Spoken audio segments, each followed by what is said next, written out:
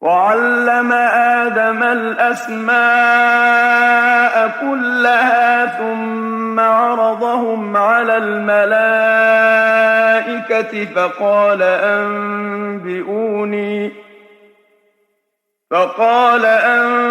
أنبئوني بأسماء هؤلاء إن كنتم صادقين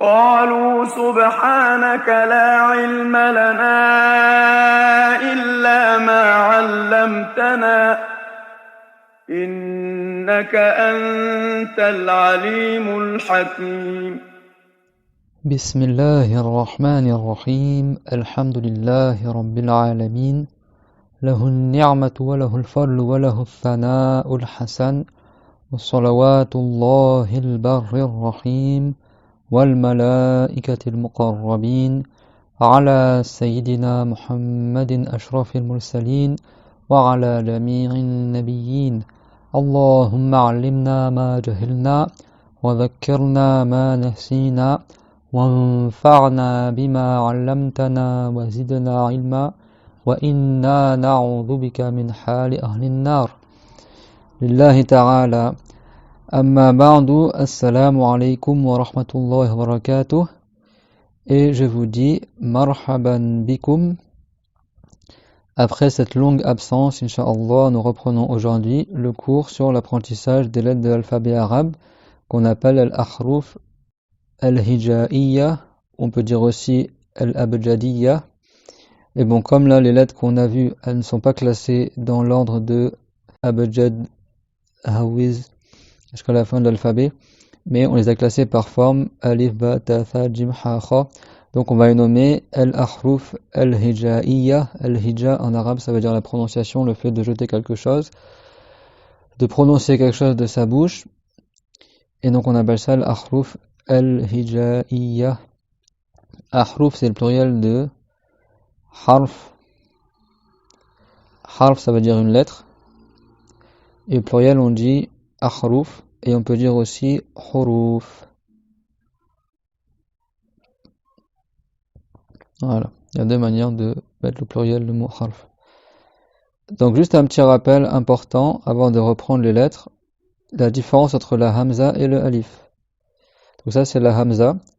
Et ça c'est le alif.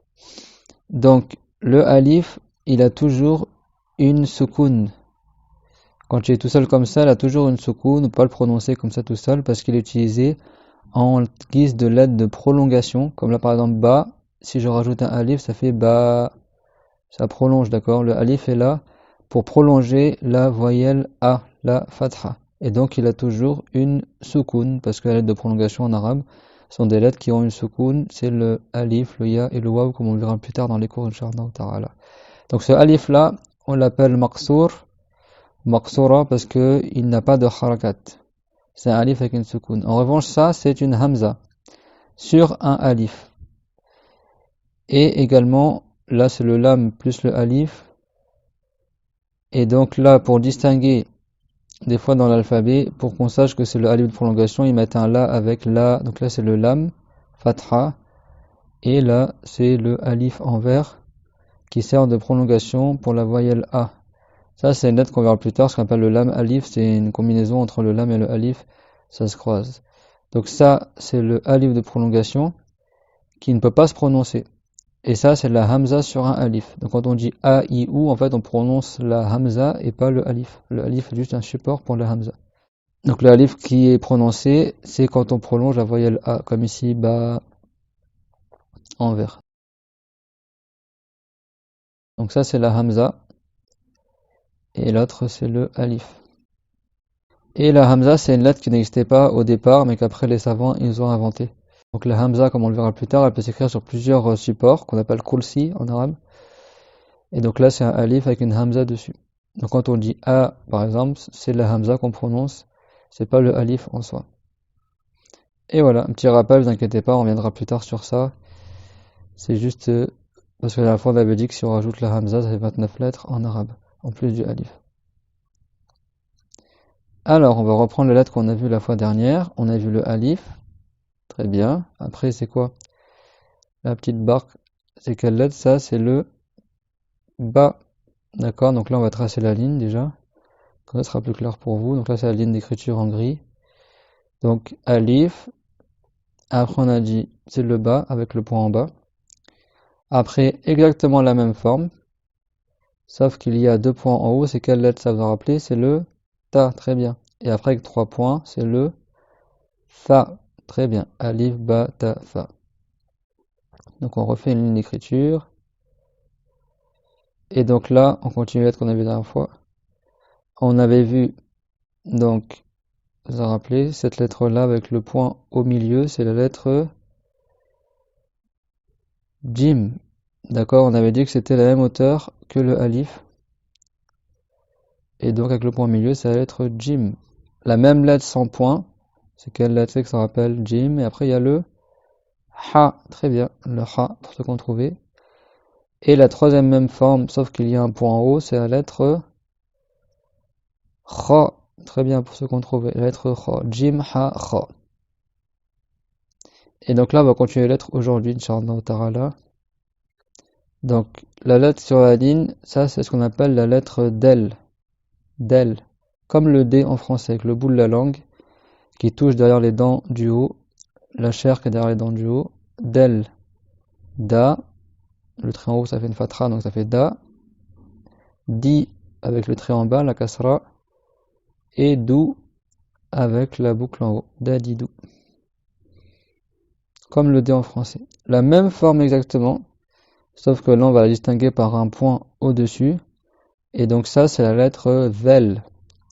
Vel, qu'on pourrait mettre DH, qui existe en anglais mais pas en français. Quand on dit par exemple le mot this ou the, ou tel que cela, on l'écrit TH mais on le prononce the. Donc ça, c'est en anglais. Et donc c'est le bout de la langue qui vient se placer sous les dents du haut. Et l'air, il passe entre la langue et les dents du haut. The.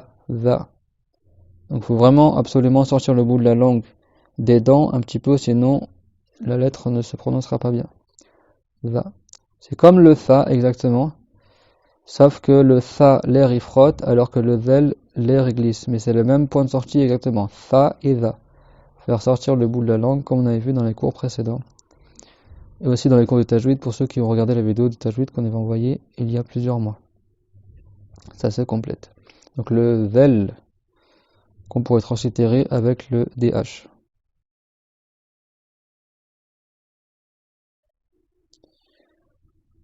Donc le del et le vel.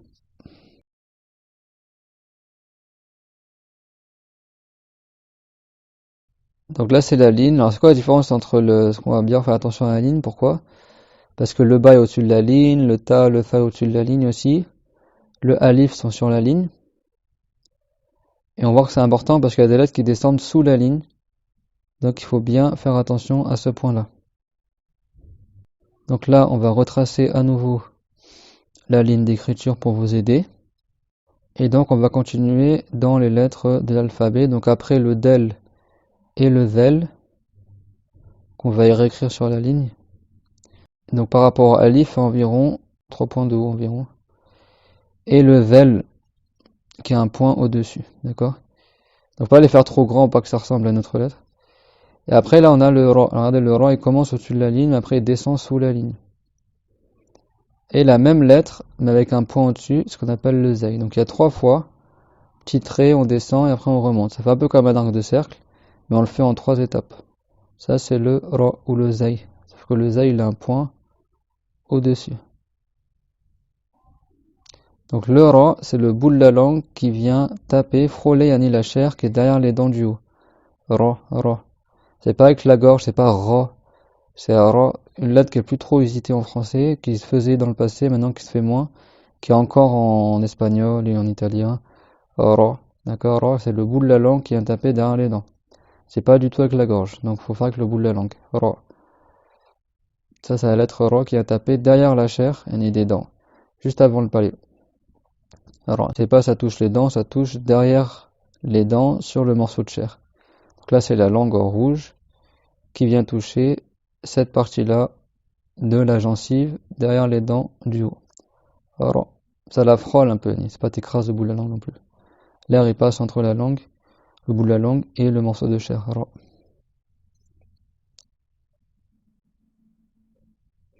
Donc on a vu le ra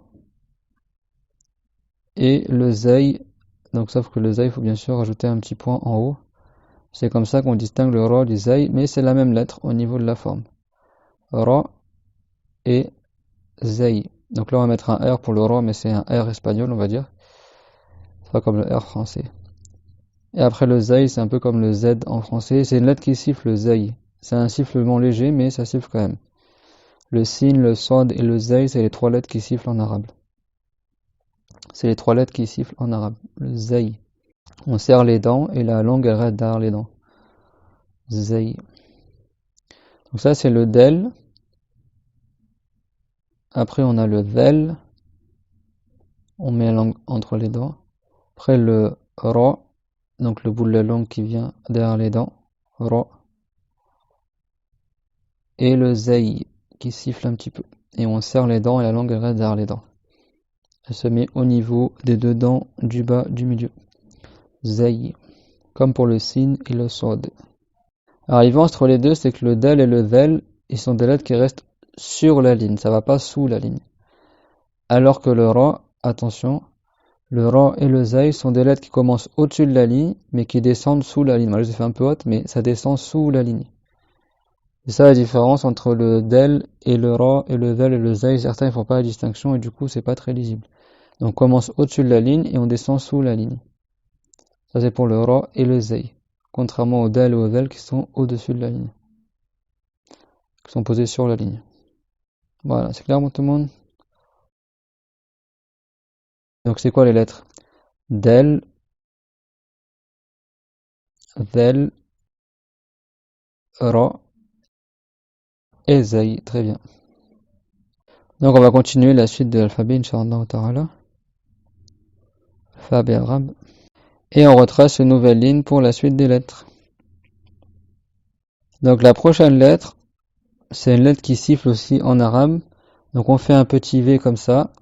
Après on croise en allongeant un peu plus que la première petite boucle. Et après on fait une sorte de U comme ça. Et ça c'est la lettre sin. Sin, on serre les dents, comme le S en français. Sin. D'accord, ça siffle un petit peu comme vous entendez. Sin. Et la langue reste derrière les dents du bas. Sin. Et le bout de la langue il est au niveau du bout des dents du bas. Les dents du milieu. Sin, comme le S en français. Après la même forme, donc je reprends, on fait un petit V sur la ligne. Après on croise, on fait un V plus grand. Et on fait en sorte que le deuxième soit plus grand que le premier. Après, on fait un trait qui descend, qui vient croiser le deuxième pont qu'on a fait. Donc cette lettre-là, elle est reconnaissable parce qu'elle a 3 dents. Donc là, c'est la troisième dent, on la fait descendre. Et après, on descend un peu en biais et on remonte comme un U. Et la fin du U, elle descend plus bas que le début. Ce qu'on appelle kas. Sin, c'est la tasse en fait du sin.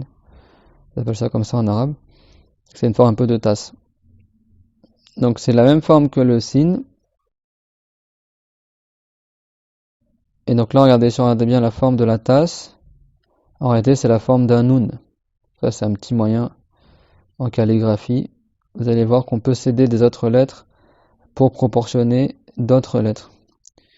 Donc là, en fait, la tasse du sin et du shin, c'est la forme d'un nun. Et si je mets 3 points en haut, c'est donc la lettre shin, d'accord?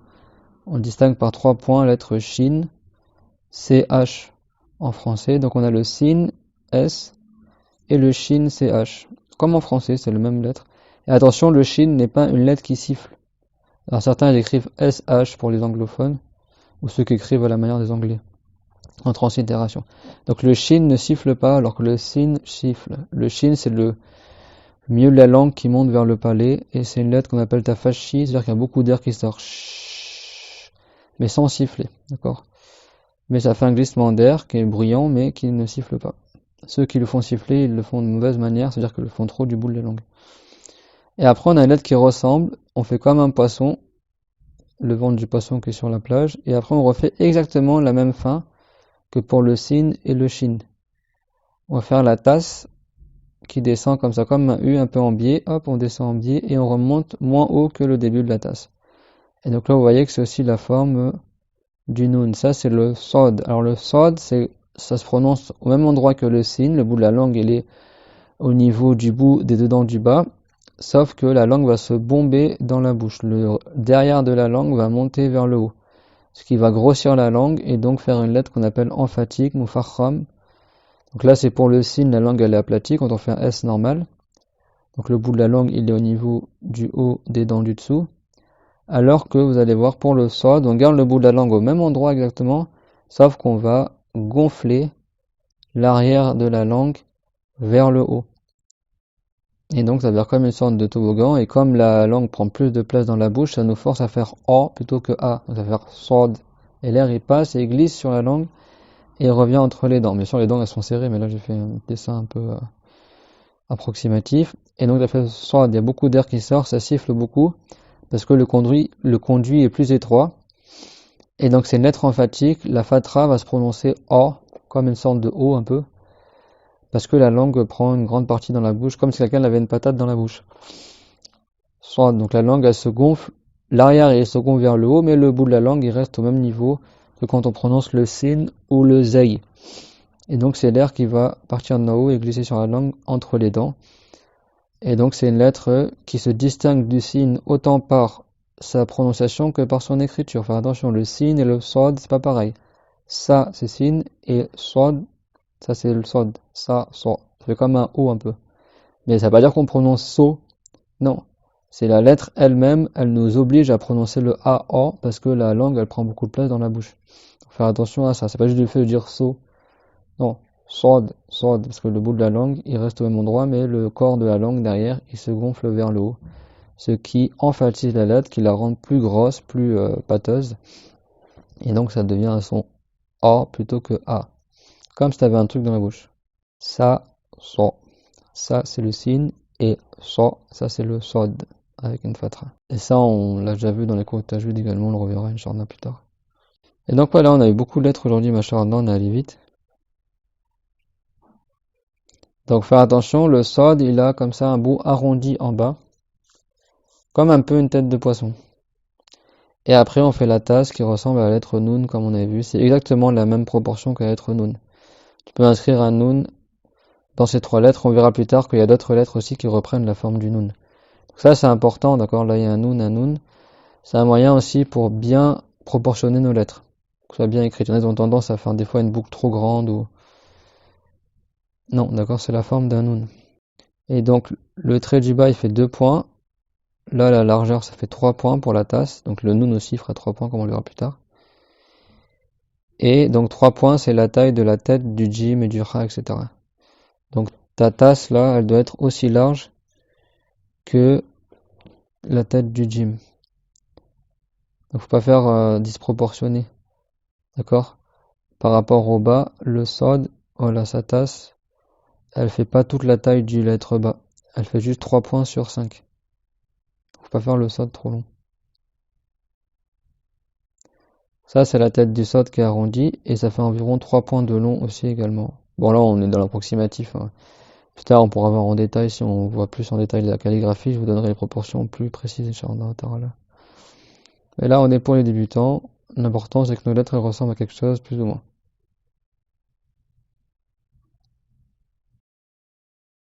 Donc, comment on fait? On assoit la boucle sur la ligne et après on fait la tasse.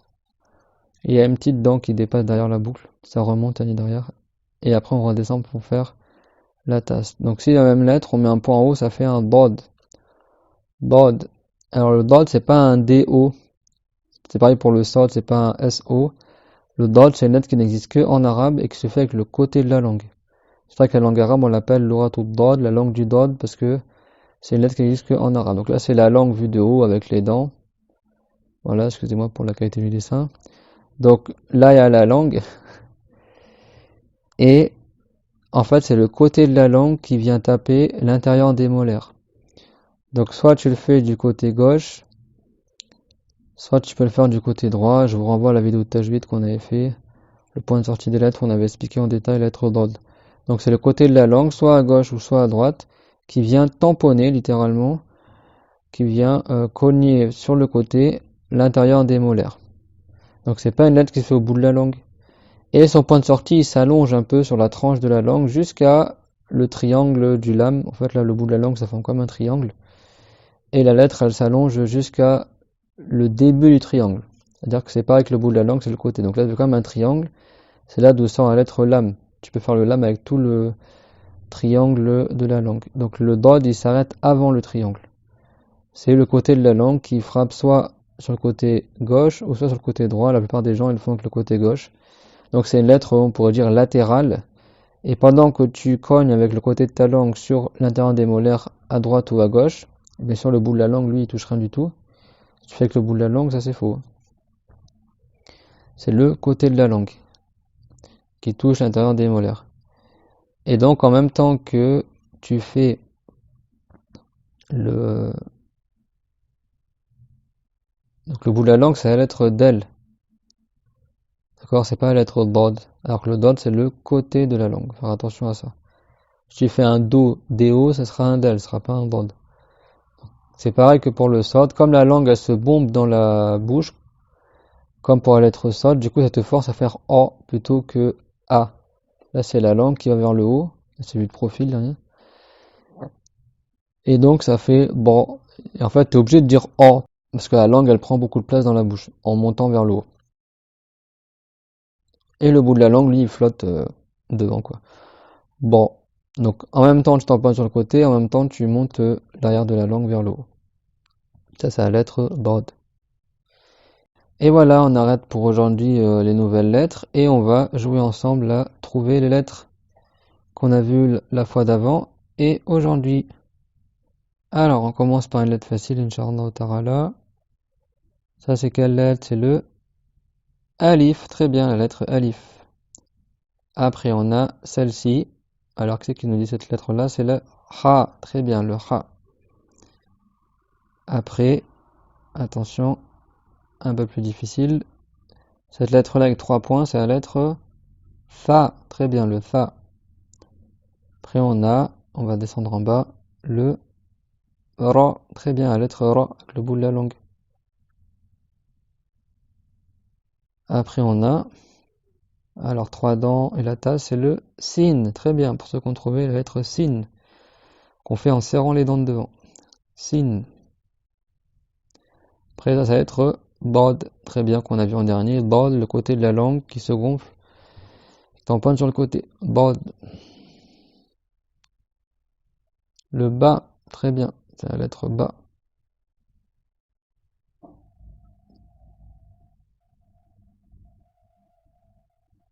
Après la lettre E avec le petit point, c'est la lettre Zel. Très bien, la lettre Zel sur la ligne. Alors après, là c'est la lettre Zay. Très bien, lettre Zay.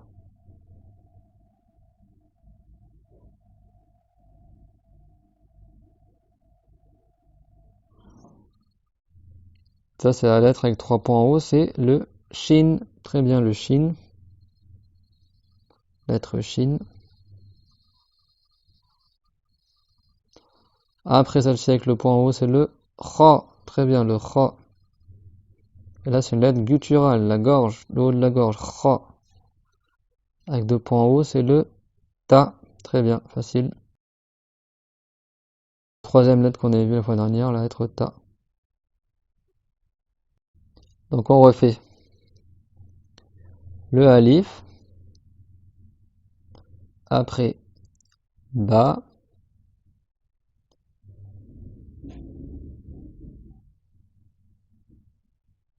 Ta. Les 2 points en haut. Après 3 points, c'est le Fa. Après, la boucle avec le point au milieu, c'est le Jim. Très bien. Après 100 points, c'est le Ha, milieu de la gorge. Jim, c'est milieu de la langue qui monte vers le haut. Le Ha, c'est milieu de la gorge qui se rétrécit. Le Kha, donc le haut de la gorge, comme on a dit tout à l'heure. Del. Avec le point en haut, ça fait le Dhel. Après, là-dedans dessous, c'est la même chose qu'en haut. Le Sin. Le Shin. Le Sod. Le Dod. Et le Ra et le Zay qu'on a oublié juste en haut. Après le Del et le Del. Et voilà, on a terminé pour aujourd'hui. Et on a vu plusieurs nouvelles lettres. Inch'Allah, la fois prochaine, on continuera la suite de l'alphabet. L'alphabet arabe, bien sûr. Faut rigoler parce que l'alphabet, ça vient du mot alphabeta en grec, qui étaient les deux premières lettres de l'alphabet grec. Donc c'est faux de dire l'alphabet. Bon. Alif, Ba, Ta, Tha,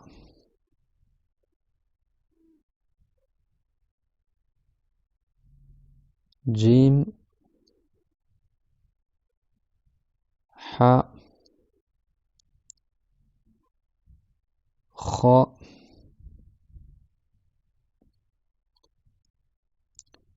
Del, Vel, Ra, Zay. Vous avez vu comment ça descend sous la ligne par rapport à avant. Le Sin, Shin, 3 points en haut. Sod, la boucle. Faire une petite quote comme ça aussi, c'est permis. Le Dod. Et voilà, on a terminé nos lettres d'aujourd'hui. Et donc on dit Alhamdulillah. On remercie Allah de nous avoir enseigné de nouvelles choses sur cette belle langue qui est la langue arabe. Alhamdulillah. Ça veut dire je remercie Allah, la louange est à Allah, pour les bienfaits qu'il nous a accordés sans que ce soit un devoir sur lui de nous les donner. Wassalamu alaykum. À la fois prochaine, Inch'Allah ta'ala, et prenez soin de vous. وعلم آدم الأسماء كلها ثم عرضهم على الملائكة فقال أنبئوني